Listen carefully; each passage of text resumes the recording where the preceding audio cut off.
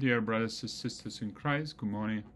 Happy Wednesday. Today, Wednesday, August 26th, Wednesday of the 21st week in Ordinary Time.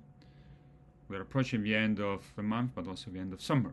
It's been a good summer for me. I hope it's been a good summer for all of you. And last Sunday, we had the parish cookout, or a summer cookout. The weather was not great, it didn't cooperate, it got rained on, but people who came had a lot of fun. It was fun to have a cookout in the rain, even though we had to stay under the tents, but tents that we had put there in the parking lot. But it was good.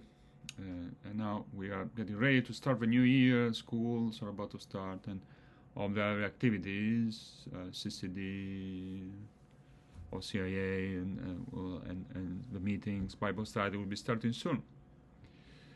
But today I'm going to take a spiritual detour, so to speak, from my usual reflections on the daily readings, to share with you something I watched the other day, a very powerful video that I watched, and also I wrote something about it in the bulletin for this coming weekend. It was a video taken from one event, a talk, an interview at something called Rimini Meeting. Rimini Meeting is a Catholic festival. It takes place every year in August, around this time, a year, in Rimini, in Italy. It's organized by also friends of the movement I'm part of Communal Liberation. Well, it's a big event. 1,000 people go there, and it's a 5-day-long conference with talks and other events, concerts, exhibits on different topics. The Pope was there last Saturday. He went to pay a visit to people at the meeting, the volunteers. It was another powerful moment. But what I want to share with you about is the opening talk. Opening interview actually was an interview of this event last Friday. The opening event was an interview to two women, Roselyne Hamel, a Catholic woman, a French woman, and Nassera Kermish, origin from Algeria. She's Muslim, but she lives in France. So what connects with two women? Well, something not pleasant in itself, actually a tragedy. So basically what happened was that in 2016, you might remember, there was a senior priest, his name was Father Jacques Hamel, who was a pastor in this little town in France, and one morning was celebrating Mass. And during Mass, it was Mass with some nuns and parishioners. During Mass, two young men stormed into a church, and two young Muslim jihadists, and they take everyone hostage. And what they do, unfortunately, they kill the priest. They kill the priest, and they wound one of our parishioners. And they take everyone else hostage. One of the nuns is able to escape, to run from the church. She sounds the alarm, and police come, and what happens? The two young men, the two perpetrators, are killed by the police in the standoff. Well, the two women in an interview last week in Rimini, one of them is the sister of a priest, Roselyne Hamel, the younger sister of a priest. The priest was 86, by the way, so it's an elderly priest. And the other woman, Nassera Kermish, is the mother of one of the two killers.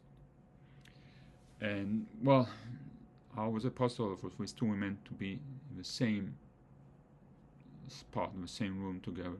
Again, what unites the two of them is a tragedy. We got united through this tragedy.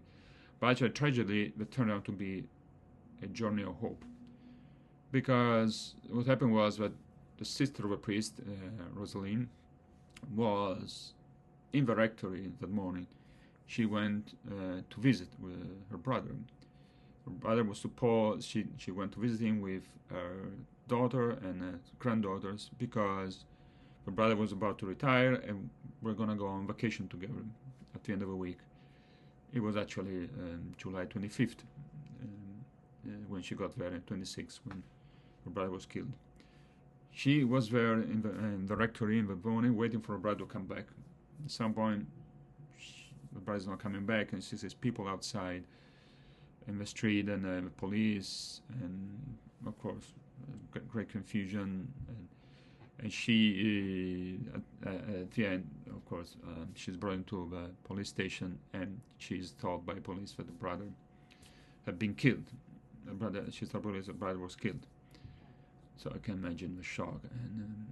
And now, the woman is the mother of the killer who didn't know anything. Her son left her house in the morning, and at a certain point she gets a call from the police, and one call, another call, and then they take her to a police station and say, well, your son had just killed a priest, and he was killed. Just standoff with police.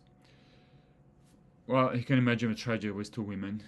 Rosalind, this Catholic woman, it took her a couple of years to process everything, to recover. It was a journey of hope.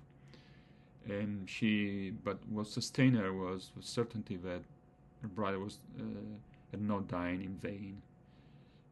Hope is what sustained her. That's a message that she kept hearing from her brother when he was alive. And as a Catholic person, she was sure that there was hope for her brother, for herself, but also for the mother of the killer. At some point she asked herself, well, I am really in great pain, suffering a lot, but there is someone suffering more than me. You can imagine, I can hardly imagine how painful it must be for the mothers of these two young men, the killers, right now, know that their sons killed someone.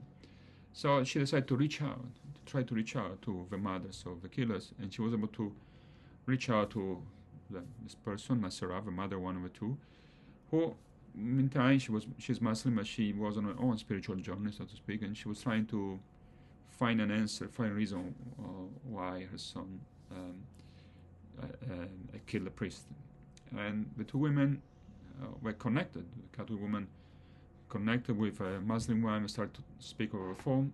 And one day the Catholic woman said, Rosalind said, well, next time I come up there, I would like to see you. I would like to meet you. Is it possible? And the other woman said, yes, absolutely. I've been waiting for you. And they met and became friends. And to a point that they called themselves sisters in sorrow. And they wrote a book together. It's a powerful story, a journey of hope and mercy. We're going to leave a link to a video interview in the notes for this video.